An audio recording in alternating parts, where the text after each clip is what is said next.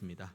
은혜가 풍성하신 하나님, 기쁨 가운데 우리 중앙의 온 가족들 함께 예배하게 하시고 또 식탁으로 교제 나누게 하신 이후에 다시 오후의 자리, 이 예배의 자리로 우리를 불러 모아 주시니 감사합니다. 하나님, 우리가 예배를 할 수 있는 특권을 얻을 수 있는 것, 이 모든 것이 아버지 하나님의 은혜로 말미암은 것임을 우리가 잊지 않게 하시고 더욱 하나님을 예배하는 자리로 기쁨 가운데 나아가며 그곳에서 주의 성호를 높이고 주의 영광과 임재를 사모하며 하나님을 사랑하는 믿음의 고백이 우리의 입술과 마음 가운데에 가득 넘치게 하여 주옵소서.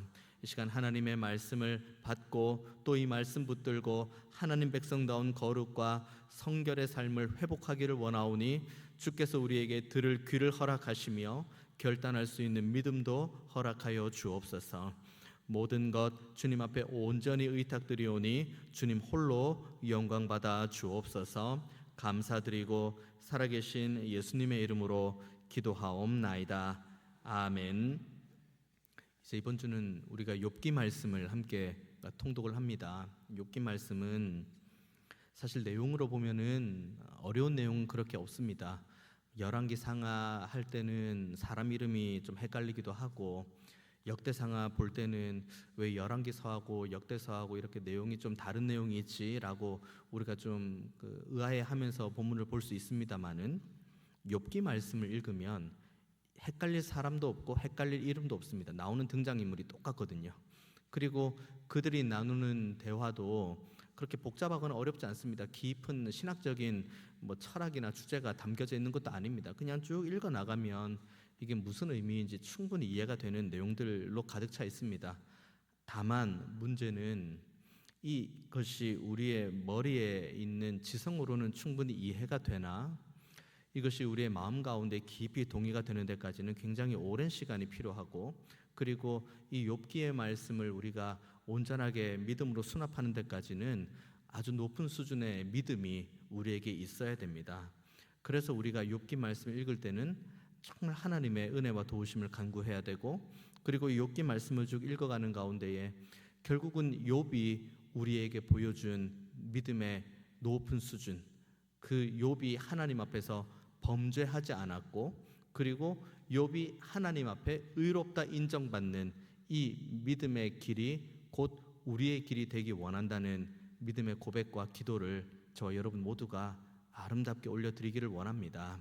그래서 이번 한 주 욥기의 말씀을 쭉 한 장 한 장 읽어 나가면서 참 힘들고 어려운 말씀이지만 그리고 이해 안 되는 하나님의 진리가 있고 하나님의 섭리가 있지만 그럼에도 불구하고 주를 믿는 믿음에서 절대로 떠나지 않겠습니다.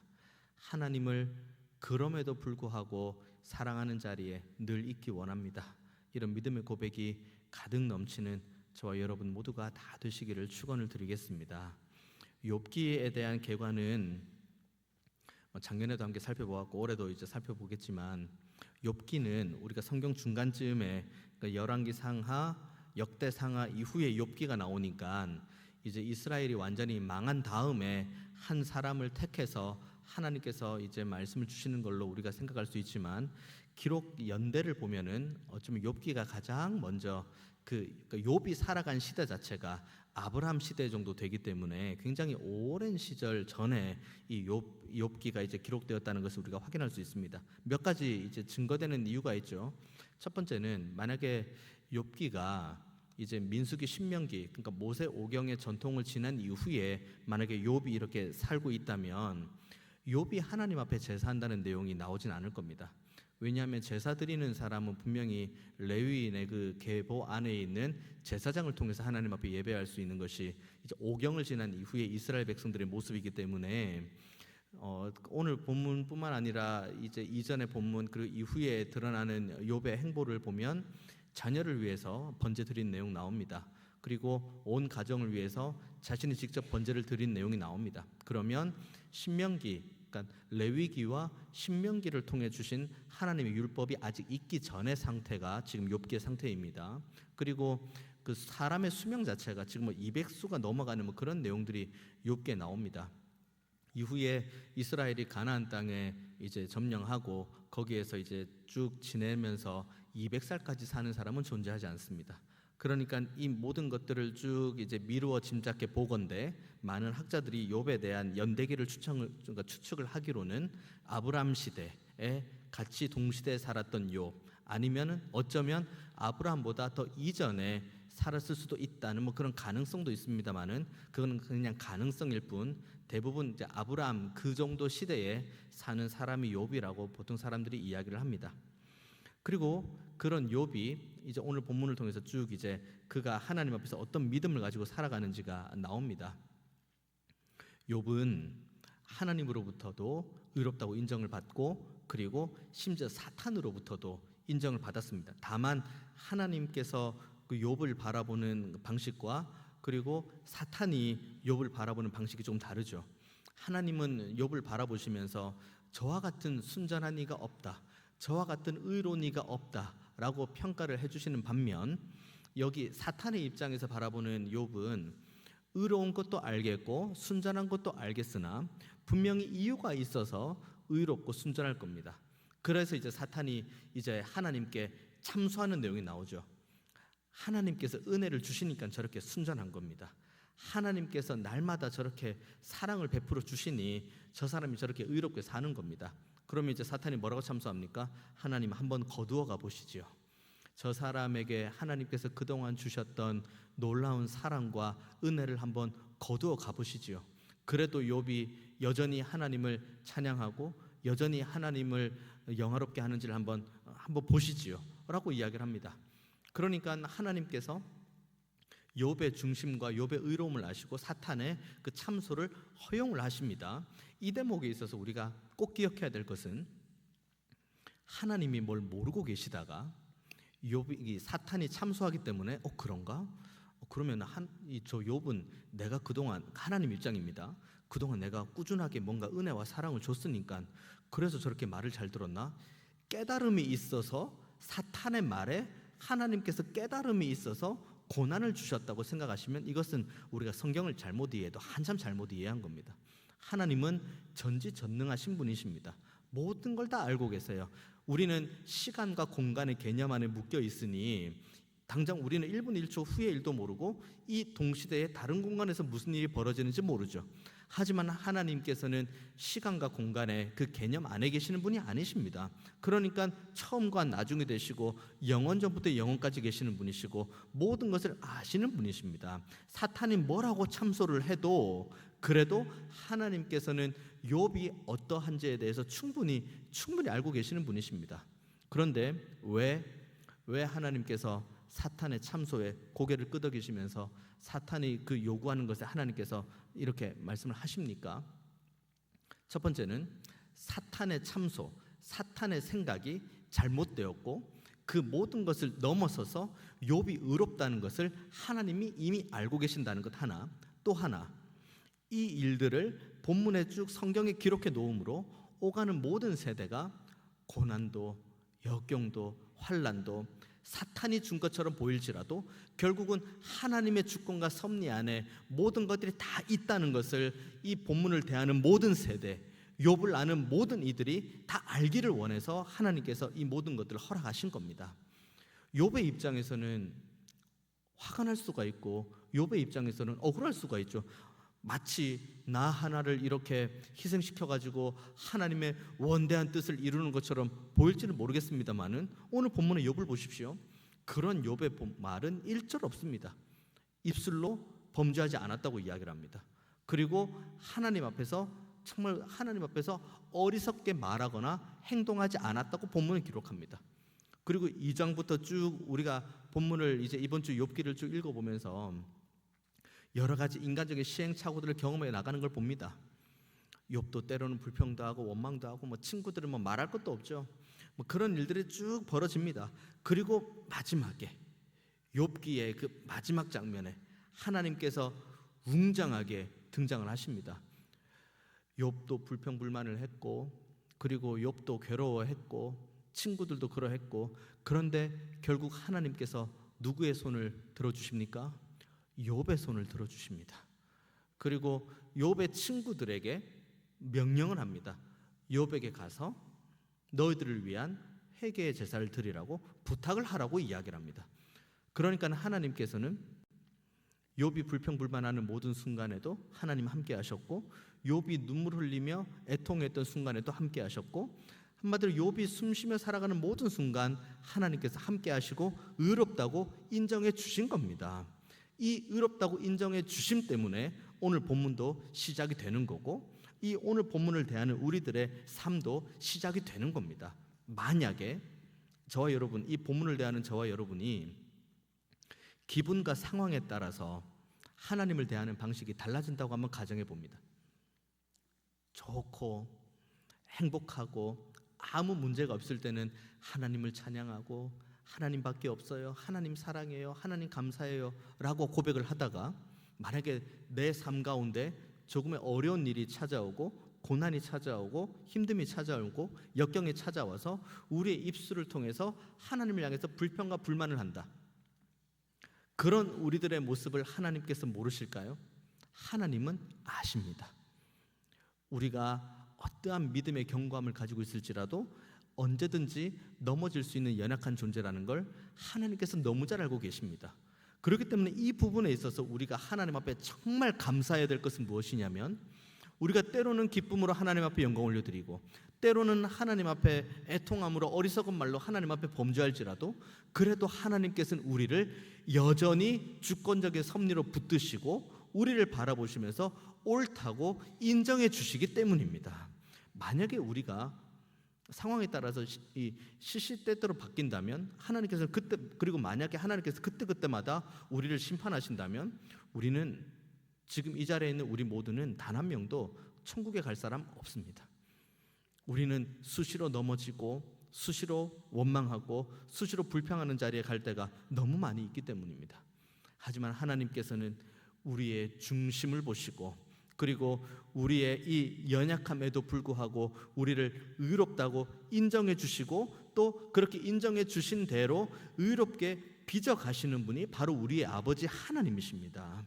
그 빚어가시는 모든 과정이 때로는 눈물도 있고 때로는 아픔도 있고 때로는 기쁨의 제목도 있고 수많은 환경들이 우리에게 다가옵니다.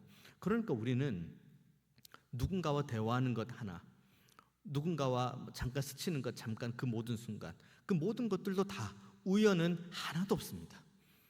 우리가 누군가와 만나와 교제하는 것, 그리고 우리가 누군가의 소식을 접해 듣는 것, 그리고 우리가 어떤 공동체를 형성해 나가는 것, 그리고 그들과 함께 마음을 나누고 기도하는 것, 이 모든 것들을 하나님께서 거대하게 다 사용하시고, 그래서 우리로 하여금 하나님께서 약속하신 대로 의의 길로 인도해 가십니다.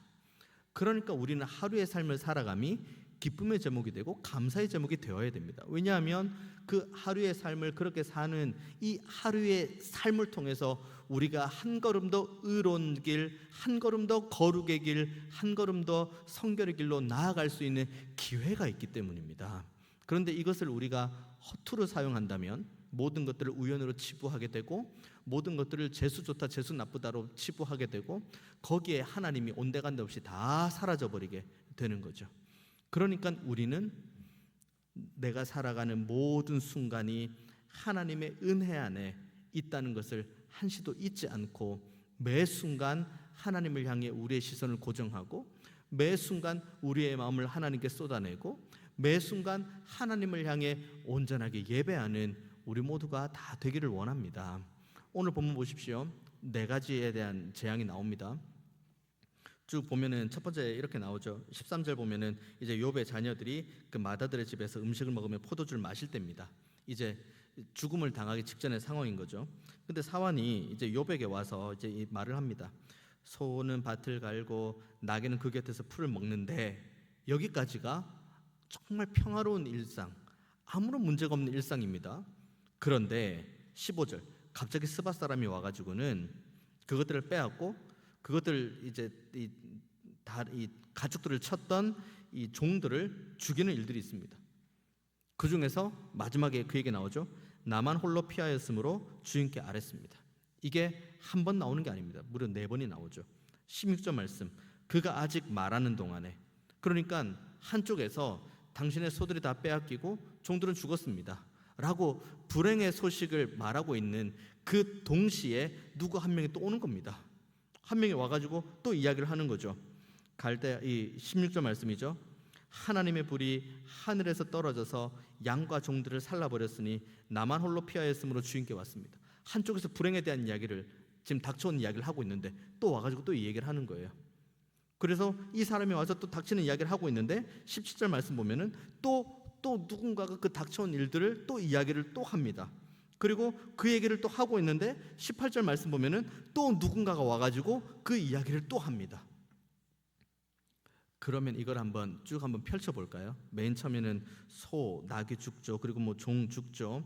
그리고 뭐 다 빼앗기죠. 그 다음에 하나님 불 떨어져가지고 양과 종들 살라버렸죠. 그리고 세 번째가 낙타 다 빼앗기고 종들 다 죽였죠.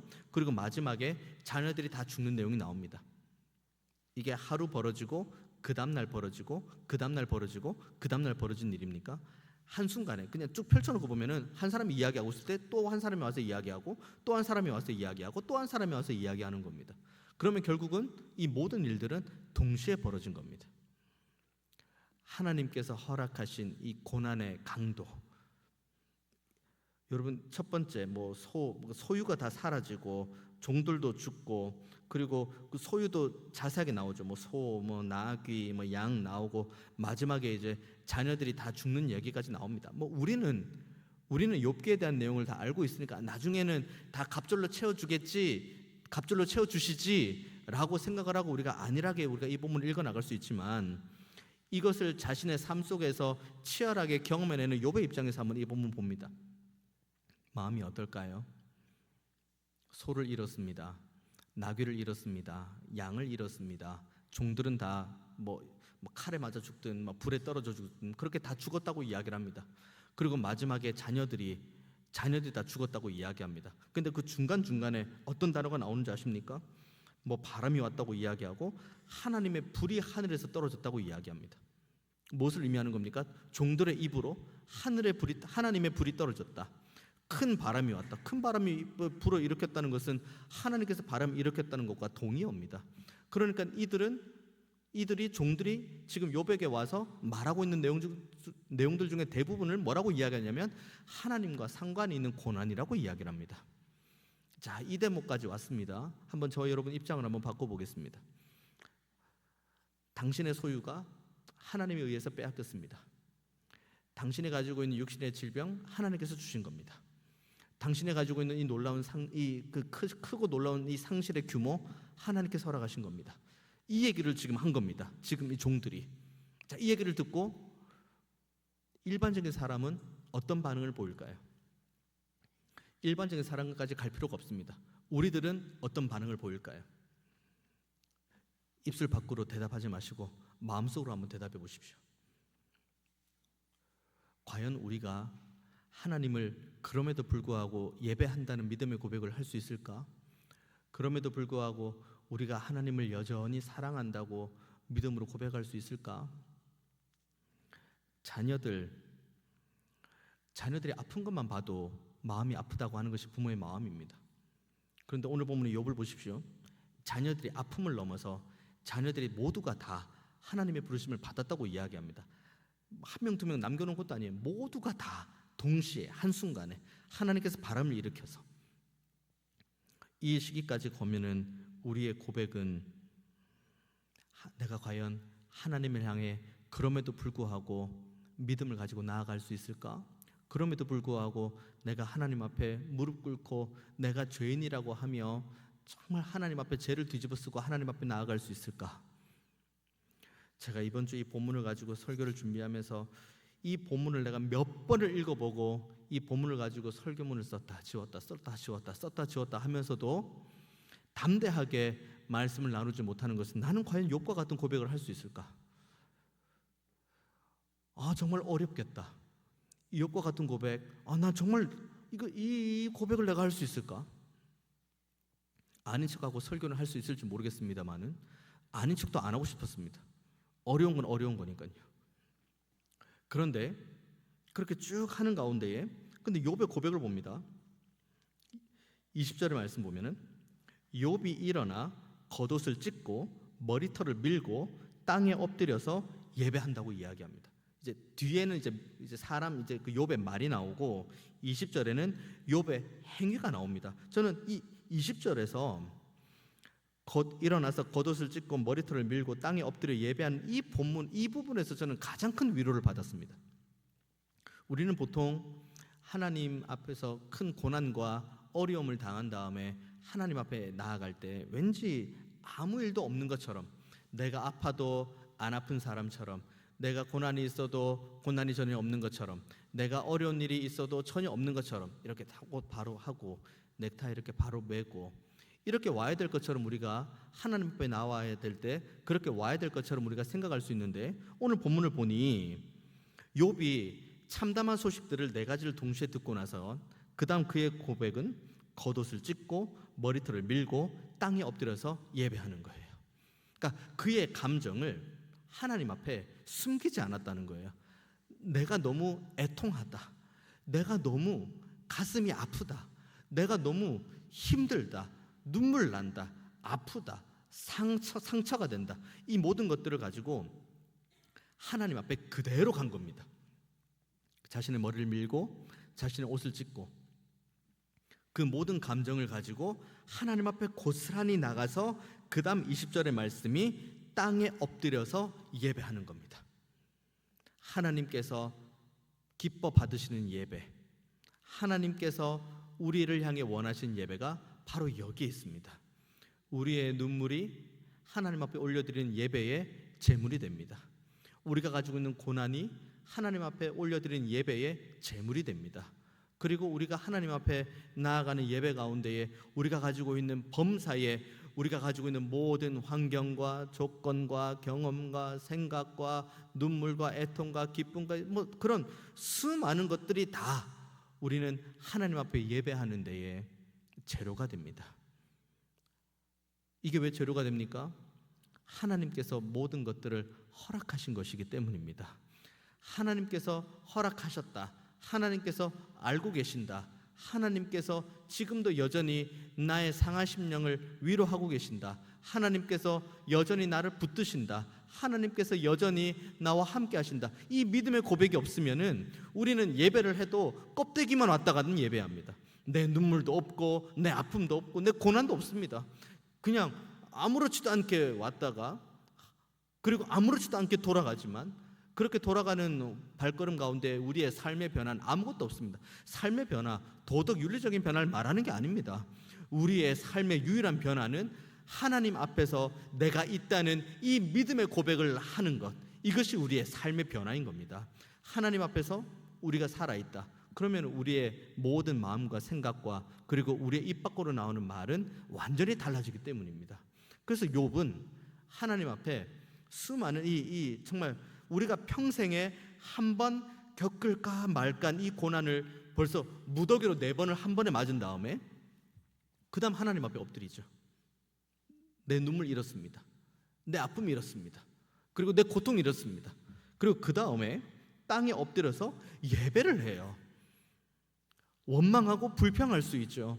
하나님을 향해 때로는 하늘에 손가락질을 하면서 저주를 할 수도 있죠. 하지만 하늘을 향하지 않고 맨 처음 우리 욥이 한 것은 땅에 완전히 엎드리고, 여기서 엎드리는 것은 우리가 절하는 엎드리는 그 엎드리를 말하는 것이 아니라 말 그대로 우리가 완전히 엎어져 누워있는 그 상태로 땅에 완전히 누워있는 상태로 하나님을 예배하는 겁니다. 전적인 항복, 하나님의 은혜가 아니고서는 저는 아무것도 아니라는 완전한 항복, 그것이 바로 지금 욥이 하나님 앞에 올려드리는 예배입니다. 내가 지금 하나님 앞에 원망의 마음을 가지고 가도 하나님께서 이 원망의 마음을 알고 이 예배를 받으신다고 주님께서 오늘 우리에게 약속해 주시는 겁니다.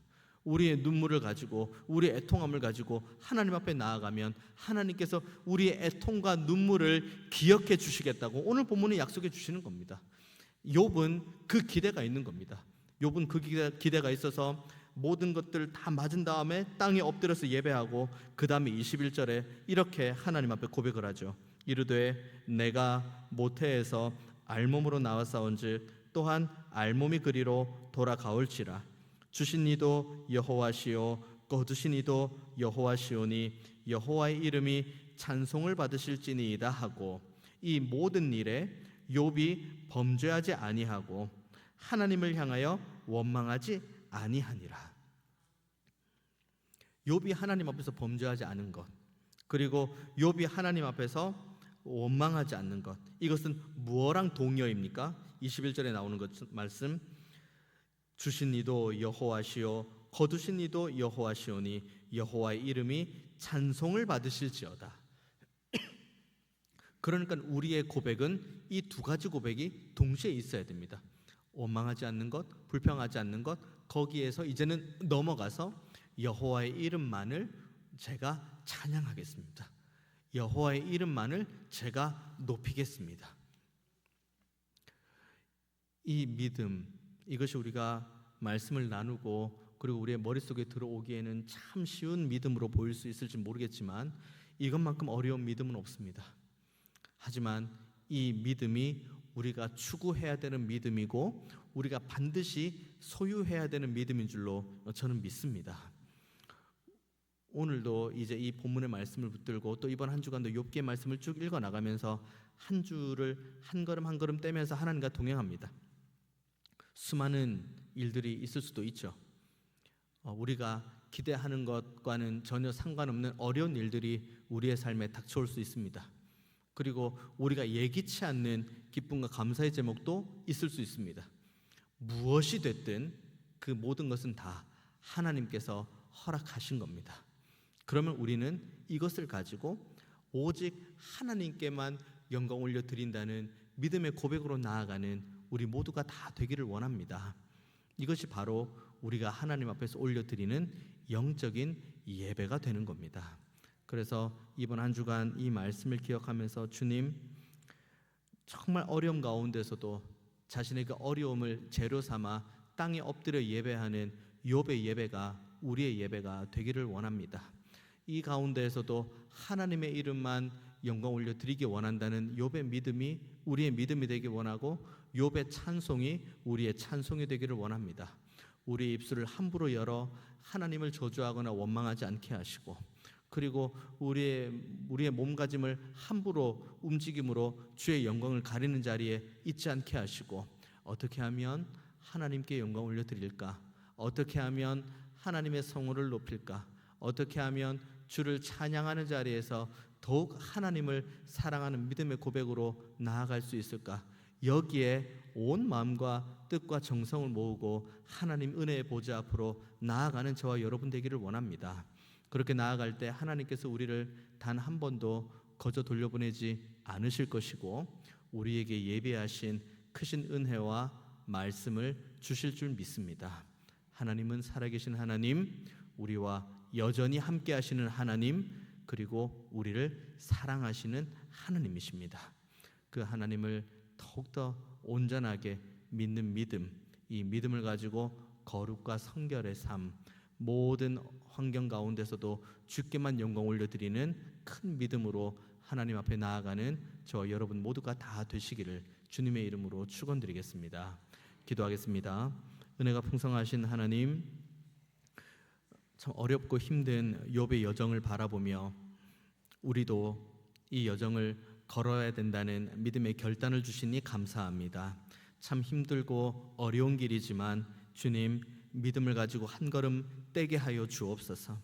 정말 우리가 하나님을 온전히 소망하고 하나님을 온전히 사랑하는 자리에만 있게 하여 주옵소서.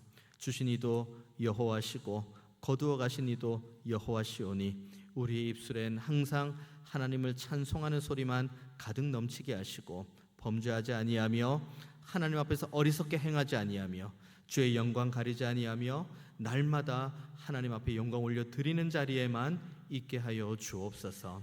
감사드리고 살아계신 예수님의 이름으로 기도하옵나이다. 아멘.